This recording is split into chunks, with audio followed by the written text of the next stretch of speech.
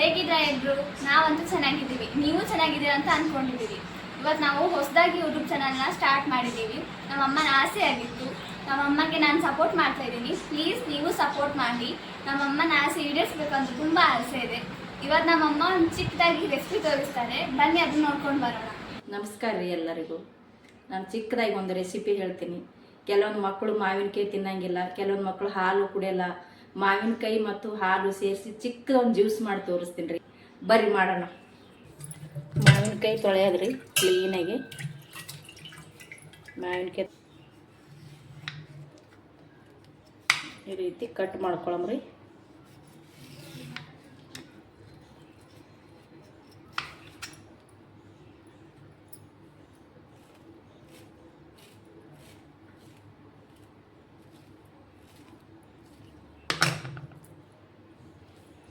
ಜಾರಿ ಹಾಕ್ಕೊಂಡು ಕ್ಲೀನಾಗಿ ಜಾರಿ ಹಾಕ್ಕೊಬೋದು.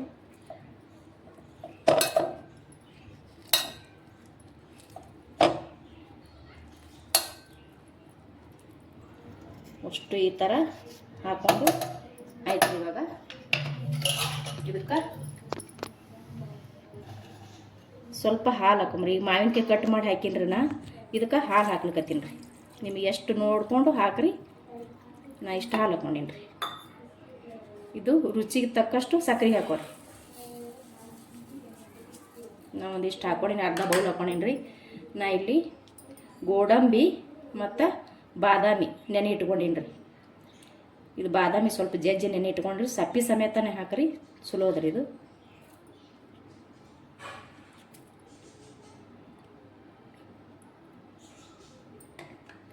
ಇಲ್ಲಿ ಸ್ವಲ್ಪ ಏಲಕ್ಕಾಯಿ ಜಜ್ಜಿ ಇಟ್ಕೊಂಡೀನಿ ರೀ, ನಾ ಇಷ್ಟು ಹಾಕ್ತೀನಿ ರೀ. ಈಗ ಮಿಕ್ಸಿಗೆ ಹಾಕಮ್ಮ.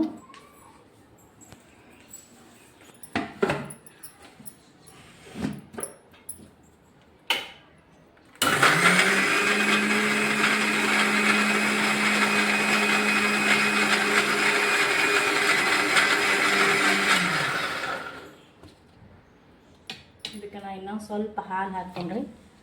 ಇನ್ನೊಂದು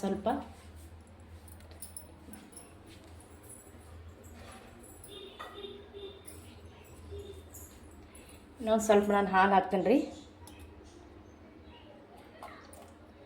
ಇದು ಬಾದಾಮಿ ಗೋಡಂಬಿ ನೆನೆಸಿಟ್ಟಿದ್ನಲ್ಲ ರೀ, ಅದೇ ನೀರು ಅದ ರೀ ಇದು.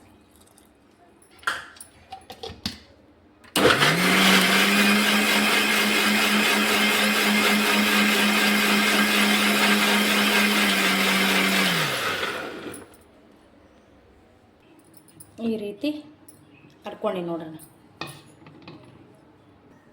ಈ ರೀತಿ ಹರ್ಕೊಂಡಿನಿ ರೀ.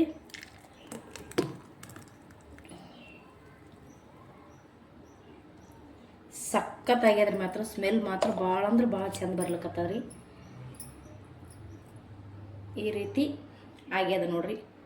ನೀವು ಒಮ್ಮೆ ಮನ್ಯಾಗ ಮಾಡಿರಿ, ಮಾಡಿ ನಿಮ್ಮ ಮಕ್ಳಿಗೆ ಕೊಟ್ಟು ನೋಡ್ರಿ. ನೀವು ಕೂಡ ಟೇಸ್ಟ್ ಮಾಡಿರಿ, ಹೆಂಗಿತ್ತಂತ ಹೇಳ್ರಿ. ಭಾಳ ಅಂದ್ರೆ ಭಾಳ ಚಂದ ಬಂದದ್ರಿ ಇದು. ನೀವು ಒಮ್ಮೆ ಮಾಡಿ ನಿಮ್ಮ ಮಕ್ಳಿಗೂ ಕೊಡ್ರಿ, ನೀವು ಕೊಡ್ರಿ. ಮನ್ಯಾಗ ಯಾರು ಹಿರಿಯರೆಲ್ಲ ಇರ್ತಾರ ಅವ್ರಿಗೂ ಕೊಡ್ರಿ. ಸಖತ್ ಮಾತ್ರ ಬಂದದ್ರಿ. ಭಾಳ ರುಚಿ ಆಗ್ಯದ್ರಿ.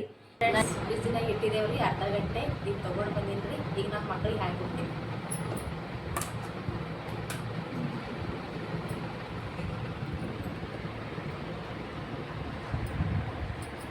ತಗೊಂಡ್ರಿ